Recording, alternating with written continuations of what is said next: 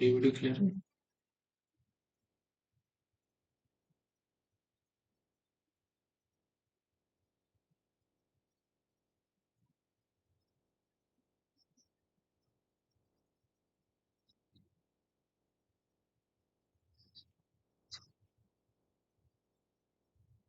नमस्कार साथियों, मैं भुवनेश वेलकम करता हूं आपके अपने यूट्यूब चैनल नेचर आईएएस पर। होपफुली आप सभी अच्छे होंगे। तो चलिए साथियों, आज के सेशन में आपका स्वागत है। तो आज हमारा चैप्टर रहेगा लैटिट्यूड एवं लॉन्गिट्यूड। आज के सेशन में हम चर्चा करेंगे लैटिट्यूड एवं लॉन्गिट्यूड मतलब अक्षांश एवं देशांतर की। लैटिट्यूड एवं लॉन्गिट्यूड आपको क्यों जानने चाहिए, इसे जानकर आप क्या समझ पाएंगे साथियों। वन बाय वन करके हम समझते हैं।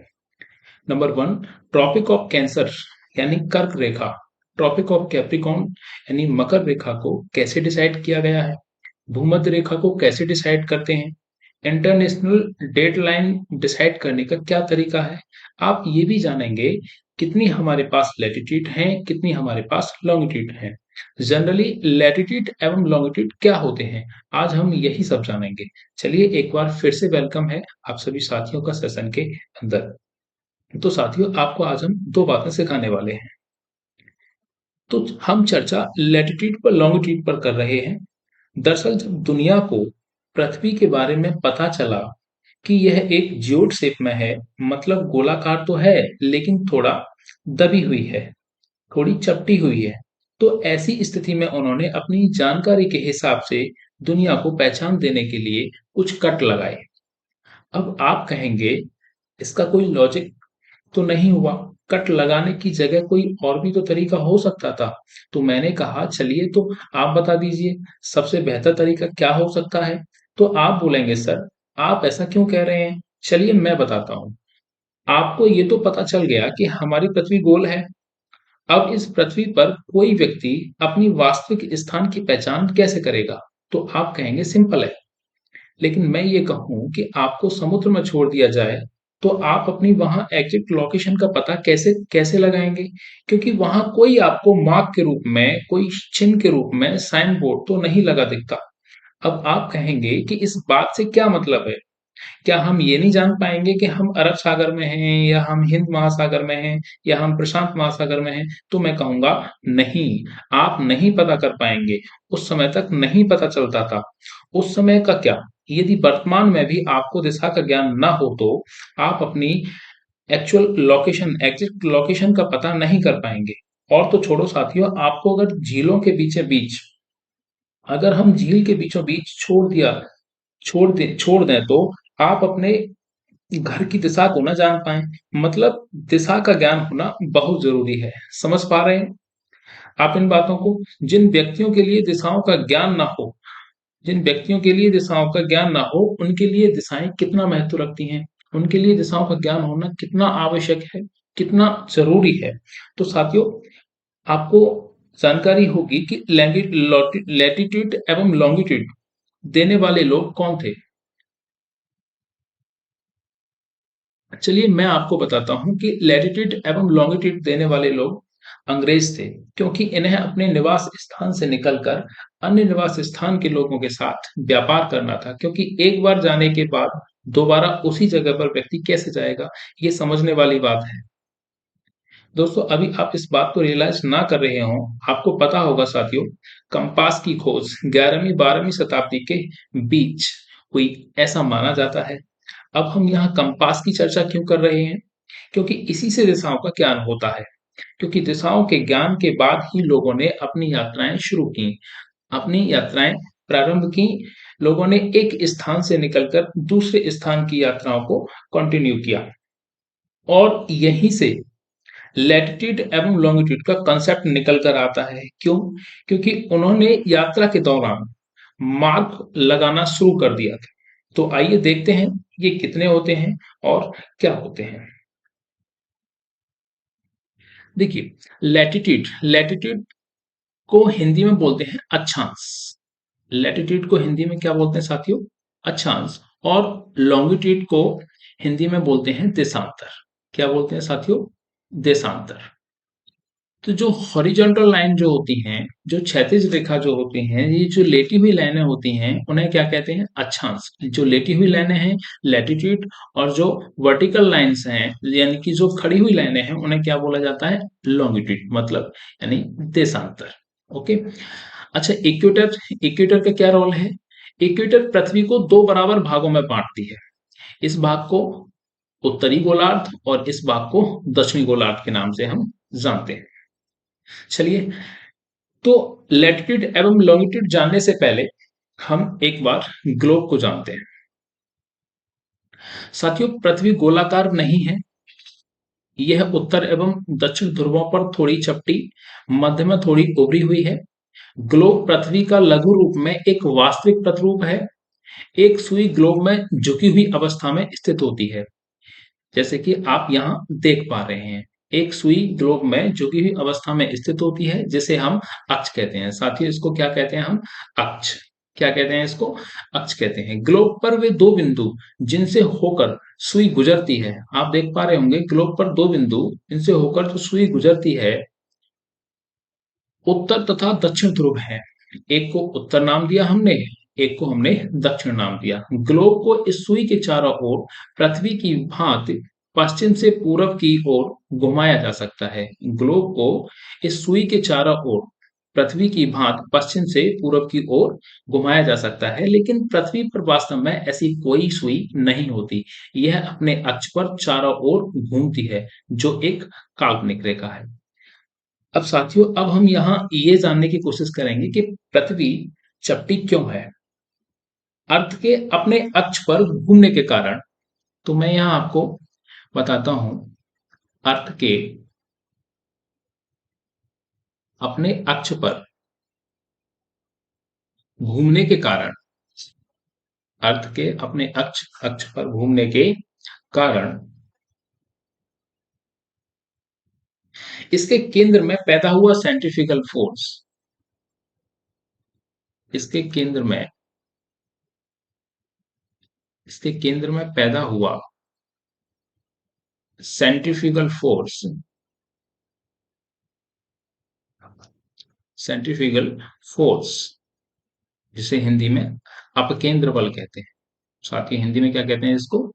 अपकेंद्र बल बोलते हैं। सेंट्रीफ्यूगल फोर्स, जो कि अर्थ को बीच से बाहर की ओर धकेलता है। क्या काम करता है ये? जो कि अर्थ को बीच से बाहर की ओर धकेलता है, धकेलता है, जो कि अर्थ को बीच से बाहर की ओर धकेलता है। तो इसी कारण बीच से पृथ्वी चौड़ी हो जाती है। तो इसी कारण बीच से पृथ्वी चौड़ी हो जाती है। तो इसी कारण बीच से पृथ्वी चौड़ी हो जाती है और ऊपर से चपटी, और ऊपर से चपटी। अगर अभी भी आप नहीं समझ पाए हैं तो देखिए, आपको ये तो पता होगा कि पृथ्वी पृथ्वी के केंद्र से ध्रुव की दूरी, केंद्र से ध्रुव की दूरी कितनी होती है? 12,714 किलोमीटर। पृथ्वी के केंद्र से इक्वेटर, इक्वेटर की दूरी कितनी होती है साथियों? 12,756 किलोमीटर। आपको कई किताबों में ये ऊपर नीचे मिलेगा, लेकिन एक बात फैक्ट है यहाँ, वो ये है कि जो पोल है, वो हमेशा, पोल की जो डिस्टेंस है, वो इक्वेटर की डिस्टेंस से छोटी ही मिलेगी। ओके, आगे चलते हैं। साथियों, आपको क्लास 9 10th की साइंस के अंदर फिजिक्स वाले पोर्शन में एक चैप्टर है, गुरुत्वाकर्षण बल, जिसका फॉर्मूला होता है F बराबर m1 into m2 upon are square. अब यहाँ m1 क्या है और m2 क्या है, तो मैं कहूंगा M1 व M2 दो भिन्न द्रव्यमान वाली वस्तु हैं, दो भिन्न द्रव्यमान वाली वस्तु है। ओके। और यहाँ R क्या है? R इन दोनों वस्तुओं के बीच की दूरी है। तो आपने साथियों गुरुत्वाकर्षण बल की डेफिनेशन तो पढ़ी होगी। गुरुत्वाकर्षण बल कि ब्रह्मांड में किन्हीं दो पिंडों के बीच लगने वाला आकर्षण बल उन दोनों पिंडों के गुणनफल के अनुपाती तथा उनके बीच की दूरी के वर्ग के विविध को समानुपाती होता है। तो मैं आपको ये कहूं कि ये M1 एक पिंड है और ये M2 दूसरा पिंड है।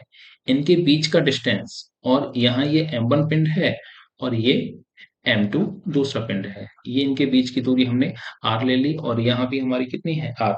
तो देखो M1 व M2 क्या है, ये हमने आपको बताया कि ये भिन्न द्रव्यमान वाली दो वस्तु हैं और R इन वस्तुओं के बीच की दूरी है। तो साथ ही इन दोनों द्रव्यमानों के बीच जितनी डिस्टेंस कम होगी, इन दोनों द्रव्यमानों के बीच जितनी डिस्टेंस कम होगी, फोर्स फोर्स उतना ही अधिक लगेगा, फोर्स उतना ही अधिक लगेगा। और इन दोनों भिन्न भिन्न द्रव्यमान वाली वस्तुओं के बीच जितनी डिस्टेंस अधिक होगी, जितनी डिस्टेंस अधिक होगी, फोर्स उतना ही कम लगेगा। यही कारण है साथियों,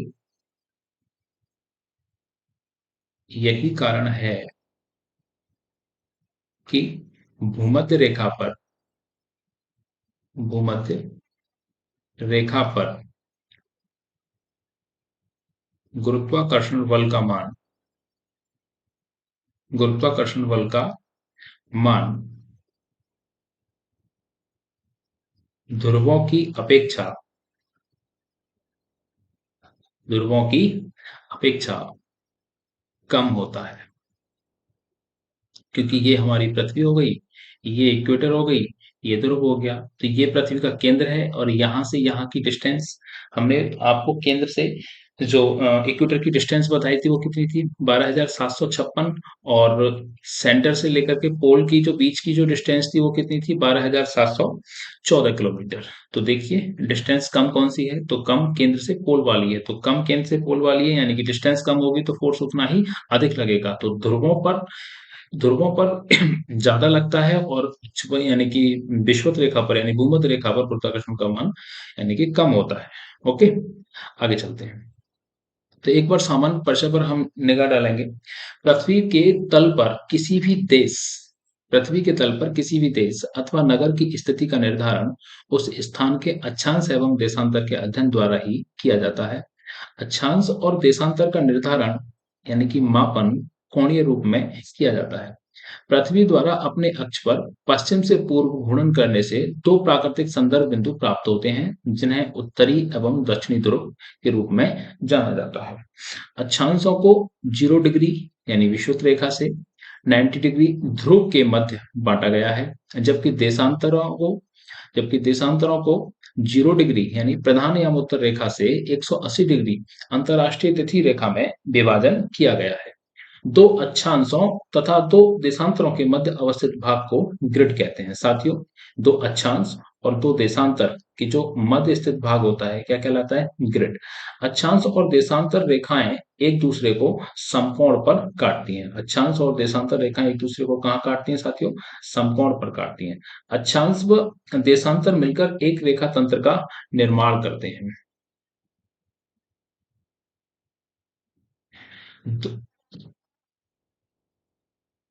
दोनों ध्रुवों को एक काल्पनिक रेखा आपस में जोड़ती है, जिसका मध्य बिंदु पृथ्वी का अक्ष कहलाता है। यह अक्षीय रेखा पृथ्वी को दो बराबर भागों में विभक्त करती है। अब बात करेंगे अक्षांश रेखाओं की, विस्तार से समझेंगे। पृथ्वी के केंद्र से विषुवत रेखा को आधार मानकर मापी गई कोणीय दूरी को अक्षांश कहते हैं। समान अक्षांशों को मिलाने वाली रेखा को अक्षांश रेखा, जो विषुवत रेखा के समांतर खींची गई क्षैतिज रेखाएं होती हैं। दो अक्षांश रेखाओं के बीच की दूरी को कटिबंध यानी जॉन कहते हैं। 90 डिग्री अक्षांश रेखा को छोड़कर प्रत्येक अक्षांश रेखा एक संपूर्ण वृत्त होती है, क्योंकि नॉर्थ पोल और साउथ पोल ये एक पॉइंट है, ये एक बिंदु है। इनको अगर छोड़ दिया जाए तो जितने भी अक्षांश हैं वो सब के सब क्या रहेंगे, संपूर्ण वृत्त। विषुवत वृत्त के उत्तर की सभी अक्षांश रेखाओं को उत्तरी अक्षांश रेखाएं, दक्षिण की सभी अक्षांश रेखाओं को दक्षिणी अक्षांश रेखाएं कहते हैं। इसलिए प्रत्येक अक्षांश के मान के साथ उसकी दिशा उत्तर यानी जिसे हम नॉर्थ से प्रदर्शित करते हैं, दक्षिण यानी कि जिसे हम साउथ से प्रदर्शित करते हैं। अब ये कुछ इंपॉर्टेंट लाइंस हैं जो आपके 66.5 degree Arctic Circle, 23.5 degree Tropic of Cancer, equator 0 degree Tropic of Capricorn, 23.5 degree Antarctic Circle 66.5 degree. तो साथियों, भूमध्य रेखा यानी कि 0 डिग्री अक्षांश हमारे लिए इंपोर्टेंट क्यों है? इंपोर्टेंट इसलिए है क्योंकि सूर्य की किरणें वर्ष पर यहाँ लंबवत पड़ती हैं। सूर्य की किरणें वर्ष पर लंबवत पड़ती हैं, अत्यधिक सूर्य तप की प्राप्ति होती है, जिससे तापमान सदैव उच्च रहता है। वार्षिक एवं दैनिक तापांतर बहुत कम रहता है। दिन व रात की अवधि हमेशा बराबर बराबर रहती है। गुरुत्वाकर्षण बल न्यूनतम रहता है। वर्षण सर्वाधिक रहता है। जैव विविधता अधिक रहती है। ठीक है, तो ये बहुत सारे कारण हैं जो इसके अपने आप में प्रमुख बनाते हैं। अब 23.5 डिग्री अक्षांश, 23.5 डिग्री रेखा अपने आप में खास क्यों है? क्योंकि सूर्य की लंबवत किरण 23.5 डिग्री अक्षांश तक ही पड़ती हैं। ऐसे ही ट्रॉपिक ऑफ कैप्रिकॉर्न 23.5 डिग्री जो साउथ में है, जिसको आप ट्रॉपिक ऑफ कैप्रिकॉर्न बोलते हैं, हिंदी में जिसे हम मकर रेखा कहते हैं, हिंदी में जिसको हम मकर रेखा कहते हैं, यहाँ भी सूर्य की किरणें लंबवत पड़ती हैं। तो फिर ये आर्कटिक सर्कल और अंटार्कटिक सर्कल को हमने खास क्यों समझा? तो साथियों समझो, अगर हम ये हमारा सूर्य हुआ और सूर्य की किरण यहाँ लंबवत पड़ रही है, तो ये जो लेटी हुई जो रोशनी जा रही है सूर्य की, ये 66.5 डिग्री तक पहुंचती है। ऐसे ही यहाँ सूर्य अगर मकर रेखा पर लंबवत है, तो सूर्य के जो लेटी हुई रोशनी है ये कहाँ तक जाती है? अंटार्कटिक सर्कल तक जाती है। ठीक है, तो ये हमारी इक्वेटर लाइन हो गई, यानी कि विषुवत रेखा, भूमध्य रेखा। इसके ऊपर वाला पार्ट उत्तरी ध्रुव और इसके नीचे वाला पार्ट दक्षिणी ध्रुव। ओके, तो अक्षांश रेखाएं काल्पनिक रेखाएं हैं। एक अंश के अंतराल पर कल्पित किए जाने पर अक्षांश रेखाओं की कुल संख्या कितनी होती है साथियों? 181। लेकिन 181 में यदि दोनों ध्रुवों को रेखा न माना जाए तो कुल अक्षांश की संख्या कितनी होती है? 179। क्योंकि मैंने बताया था आपको, नॉर्थ पोल और साउथ पोल ये मात्र एक बिंदु है। अगर इन दोनों बिंदुओं को 181 से अगर माइनस कर दें तो हमारे पास जो कुल अक्षांश निकल के आएंगे वो कितने आएंगे? 179। 1 डिग्री के अंतराल पर खींचे जाने पर किन्हीं दो क्रमागत अक्षांश रेखाओं के बीच की लंबाई 111 किलोमीटर होती है। 66.5 डिग्री उत्तरी अक्षांश को आर्कटिक वृत्त, जैसा कि मैंने पिछली स्लाइड में आपको बताया। 66.5 डिग्री दक्षिणी अक्षांश को अंटार्कटिक वृत्त कहते हैं। ये रेखाएं सूर्य की तिरछी किरणों के लिए सीमा रेखाएं होती हैं। 23.5 डिग्री से 66.5 डिग्री उत्तरी एवं दक्षिणी अक्षांश के मध्य स्थित क्षेत्र को शीतोष्ण कटिबंध क्षेत्र कहते हैं साथियों। क्या क्या बोलते हैं इसको? शीतोष्ण कटिबंध क्षेत्र। अच्छा, इस क्षेत्र के बारे में आगे आने वाली क्लासों में विस्तार से चर्चा करेंगे। यहाँ वर्ष भर सूर्य की किरणें तिरछी पड़ती हैं। 66.5 डिग्री से 90 डिग्री उत्तरी अक्षांशों के मध्य स्थित क्षेत्र को ध्रुवीय क्षेत्र कहते हैं। यहाँ 6 महीने का दिन और 6 महीने की रात होती है। अब यहाँ समझिए साथियों, ये अक्षांश है, ये सब क्या है? ये अक्षांश है। 0 degree, 10 degree, 20 degree, 30 degree, 40 degree, 50 degree, 60 degree, 70 degree, ये सब के सब क्या है साथियों? अक्षांश है। ये हमारी इक्वेटर लाइन हो गई। प्रति 1 डिग्री पर एक अक्षांश निर्मित होता है। विषुवत रेखा से ध्रुवीय क्षेत्रों की ओर जाने पर अक्षांशीय वृत्त का आकार छोटा होता जाता है, जो ध्रुवों पर अंततः एक बिंदु में परिवर्तित हो जाता है। ये अच्छे अक्षांश क्या होते हैं जिनको हॉर्स लैटिट्यूड बोला जाता है? तो साथियों, 30 डिग्री से 35 डिग्री उत्तरी एवं दक्षिणी अक्षांश के मध्य स्थित पेटी को अश्व अक्षांश कहा जाता है। इसे उपोष्ण उच्च वायु दाब पेटी, सब ट्रॉपिकल हाई प्रेशर बेल्ट भी कहते हैं। जिसके बनने का कारण इन अक्षांशों के मध्य प्रतिचक्रवातों का उत्पन्न होना है, एंटी साइक्लोन का उत्पन्न होना है। ग्रेट सर्कल, बृहत वृत्त क्या है? बृहत वृत्त वह रेखा होती है जो गोलाकार पृथ्वी को दो समान परिधियों वाले गोलार्धों में विभाजित करती है। पृथ्वी पर सभी देशांतरों के अतिरिक्त भूमध्य रेखा, विषुवत रेखा, 5 मुख्य अक्षांश वृत्तों जो कि विषुवत वृत्त, कर्क वृत्त, मकर वृत्त, आर्कटिक वृत्त, अंटार्कटिक वृत्त में से एक है, जो एक बृहत वृत्त भी है। तो पृथ्वी पर स्थित प्रमुख काल्पनिक रेखाएं, तो सबसे पहले हम भूमध्य रेखा को समझेंगे। भूमध्य रेखा पृथ्वी की सतह पर उत्तरी ध्रुव एवं दक्षिणी ध्रुव के मध्य दोनों ध्रुवों से समान दूरी पर स्थित एक काल्पनिक रेखा है, जो पृथ्वी को दो बराबर भागों में यानी उत्तरी गोलार्ध एवं दक्षिणी गोलार्ध में विभाजित करती है। इसे 0 डिग्री अक्षांश रेखा के नाम से भी जाना जाता है। विषुवत रेखा से दोनों ध्रुवों उत्तरी एवं दक्षिणी तक दोनों गोलार्धों में अनेक समांतर पथों का निर्माण होता है। भूमध्य रेखा पर सूर्य की किरणें पूरे वर्ष लगभग लंबवत पड़ती हैं, जिससे भूमध्य रेखा पर अत्यधिक सूर्य तप की प्राप्ति होती है। फलतः तापमान सदैव उच्च बना रहता है। इसी कारण यहाँ वार्षिक एवं दैनिक तापांतर बहुत कम रहता है। भूमध्य रेखा पर पूरे वर्ष दिन एवं रात की अवधि बराबर होती है तथा शीत ऋतु का प्रायः अभाव पाया जाता है। भूमध्य रेखा पर वर्ष में 2 बार 21 मार्च और 23 सितंबर सूर्य लंबवत चमकता है। भूमध्य रेखा पर पृथ्वी के गुरुत्वाकर्षण बल का मान न्यूनतम होता है, जबकि ध्रुवों की ओर जाने पर यह मान क्रमशः बढ़ता जाता है। साथियों, अभी मैंने थोड़ी देर पहले आपको बताया था, ध्रुवों पर यह सर्वाधिक होता है क्योंकि पृथ्वी ध्रुवों पर कुछ चपटी है, जिसके कारण पृथ्वी के केंद्र से ध्रुवों की दूरी भूमध्य रेखा की अपेक्षा कम है। भूमध्य रेखा एशिया महाद्वीप के द्वीपीय देशों, अफ्रीका महाद्वीप, दक्षिणी अमेरिका महाद्वीप से गुजरती है।